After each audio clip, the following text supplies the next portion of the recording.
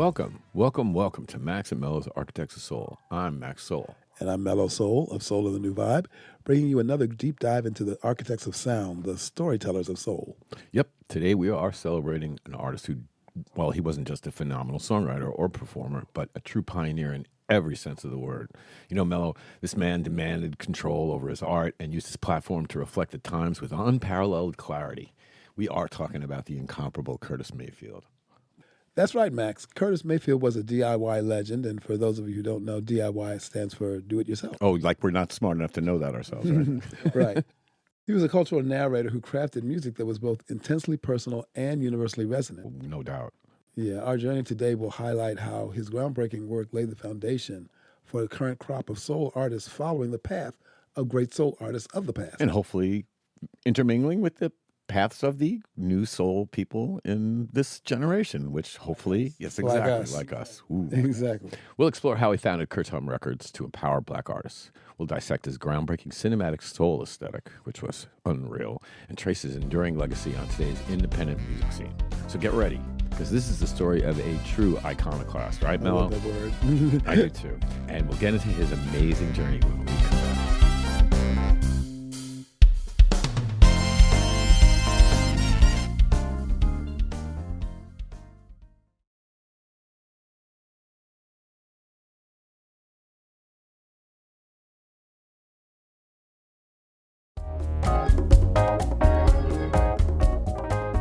Welcome back to Max and Mello's Architects of Soul.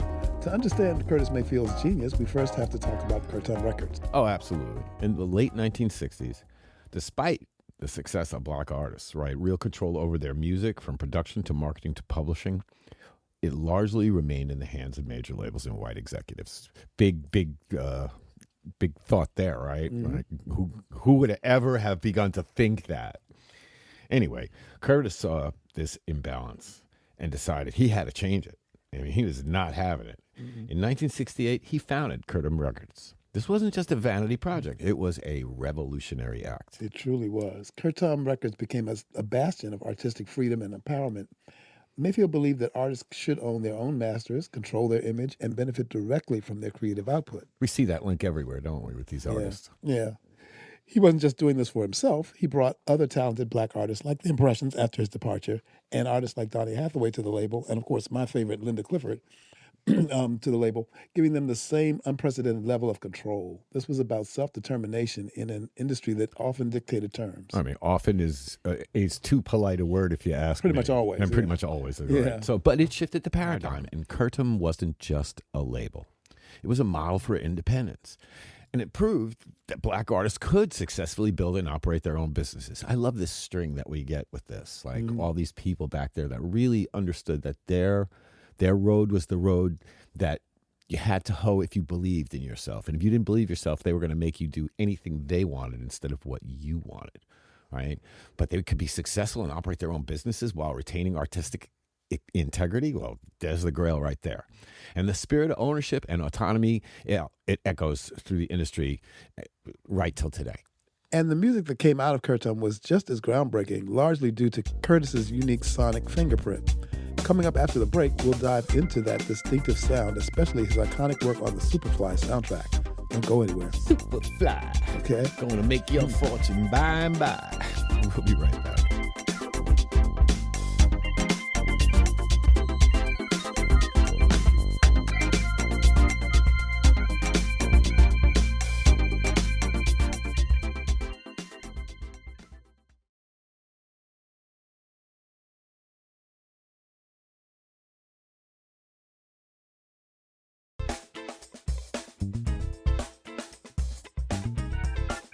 Hey, welcome back to Max and Mello's Architects of Soul. We're celebrating Curtis Mayfield today, and after discussing his pioneering work as a label owner, well, let's talk about the sound that defined him, his absolutely iconic style, right, Mello? Yeah, right. Curtis Mayfield was a master of combining profound, socially conscious lyrics with an incredibly lush and dynamic musical backdrop. He wasn't afraid to tackle complex themes like poverty, racial injustice, drug abuse, and urban struggle in his songwriting. While not losing any musicality. Right, exactly. But he wrapped these powerful messages in these arrangements that were pure sonic beauty. Yeah, they made a difference. They were unbelievable to listen to. Yeah, think of the intricate string arrangements and the sophisticated horn sections and that signature liquid wah-wah guitar that it created a uniquely, truly unique, immersive experience. Oh, definitely. And nowhere is this more evident than on his soundtrack work, particularly the legendary Superfly album.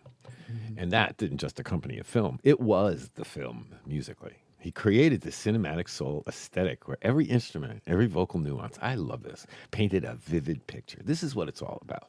That wah-driven guitar wasn't just a solo, it was character. The orchestration wasn't just background. It was the atmosphere of the urban landscape he was narrating. He was showing the world how you can set it to music, set a new standard for film scores that proved a soundtrack could be a standalone masterpiece, which is where we are at today. Yeah, and the same could be said for his work on the Claudine soundtrack and the Sparkle soundtrack. Oh, without a doubt.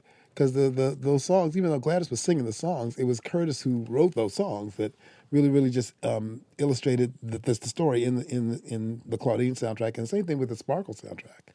Yeah, definitely. You think about the fact that using Gladys and her voice really impacted the beauty of the composition. Right. Yeah, and Gladys has that storytelling ability in her delivery that just like she's narrating the story itself. Oh, without and a same doubt. thing with Aretha's Sparkle soundtrack.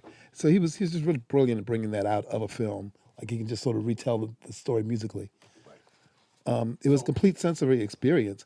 He blurred the lines between funk, soul, R&B, and even touches of gospel. Really? All while delivering a powerful So social cool. commentary. And his music made you think. It made you feel, and it made you move. Oh, yes. And that influence, that blend of artistry and independence, it continues to shape music today. It really does continue to shape music today because we live off that stuff. Yeah. Anyway, coming up after this short break, we're going to talk about his lasting industry legacy and how he inspired a new generation of artists. Stay with us.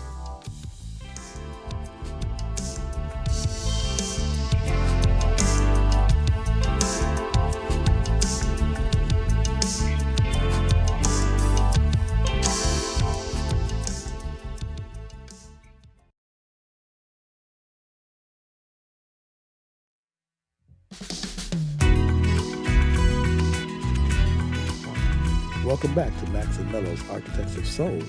We've talked about Curtis Mayfield's business acumen with Curtom and his unparalleled sonic genius.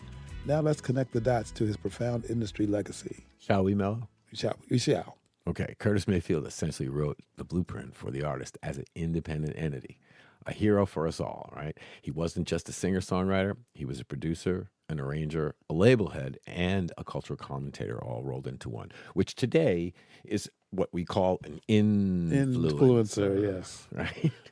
But this holistic approach to his career, right? This holistic approach to his career, demanding creative and financial control, pioneered what we now see echoed by countless indie artists and producers, including ourselves. He showed that you don't need to be subservient to a major label to create groundbreaking, impactful work. That's true. And just think about modern music architects like Questlove from The Roots, a drummer, producer, band leader, cultural critic, and author who maintains a fiercely independent artistic vision. Or another good example would be Raphael Saadiq. Who is an amazingly talented singer and producer. And not only does he craft incredible music as a solo artist, but he also produces for a wide range of other artists, always with an ear for classic soul, but with a modern twist. Sound familiar, don't it? It really sounds Yes, very it does. familiar. Oh, yeah. And then there's Tyler, the creator, who embodies that complete artistic freedom, controlling every aspect of his albums, from the music and lyrics to the visuals and branding. And branding today is everything. As we're finding out. Very currently, we're finding that out. Truly. And these artists and many more walk through doors that Curtis Mayfield helped to open. Yes, he certainly did. And his courage to challenge the establishment and forge his own path was not just about personal success, right? He was about empowering the entire artistic community. He proved that creativity and commerce don't have to be mutually exclusive, and that authentic expression can lead to an unbelievably profound effect. That's right, a true trailblazer. And coming up after this last quick break, we'll wrap up our discussion on the enduring, powerful legacy of Curtis Mayfield. All right, don't go anywhere. We'll be right back.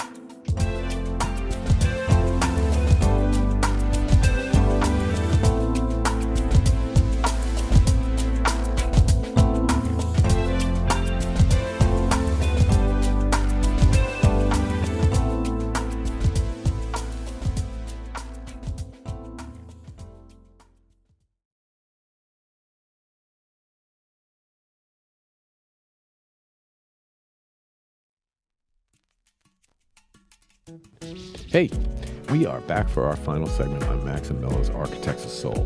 What an insightful journey into the world of Curtis Mayfield, right? Mm-hmm. From founding Curtom Records to his revolutionary cinematic sound, he constantly pushed that envelope. And like I said earlier, he was truly a DIY legend and a cultural narrator. Big and before his time, without a doubt. Way ahead in of his today's environment, it's so apparent what his legacy has brought. Mm-hmm. And he didn't just sing about the times, he helped define them, both musically and ethically. His legacy isn't just in the incredible songs he wrote, but in the path that he cleared for artists to own their own art and speak their truth without compromise. Not to diminish those songs, right? Right. But not only were the songs amazing, but his reality in making other artists and helping other artists, that was even bigger, right? It's a timeless lesson from a timeless artist. So listen, thank you so much for tuning into this exploration of Curtis Mayfield's enduring impact. It has been a privilege. We hope you enjoyed it as much as we did. Join us next time on Max and Mello's Architects of Soul for another deep dive into the legends who shaped the sound of our lives. Next week is Sam Cooke. You sing me, I can't sing. Okay, You're the singer. Let's Sam. Let's let Sam. Let's let Sam hang on. I'm not gonna do that again. In fact, it's not even going to make the show. So, a wonderful choice, Mello. A sweet song of soul that man was. Yeah, yes, Max, he truly was. And so until then, keep that soul in your heart and the music playing. Most importantly, remember... Keep that soul fire burning. Protect your sound. Nurture your creativity. Own your voice. And remember the lessons from the giants who came before. And yes, protect your masters and seek out wise mentors who can guide you on your journey. And until next we meet, peace and soul, y'all.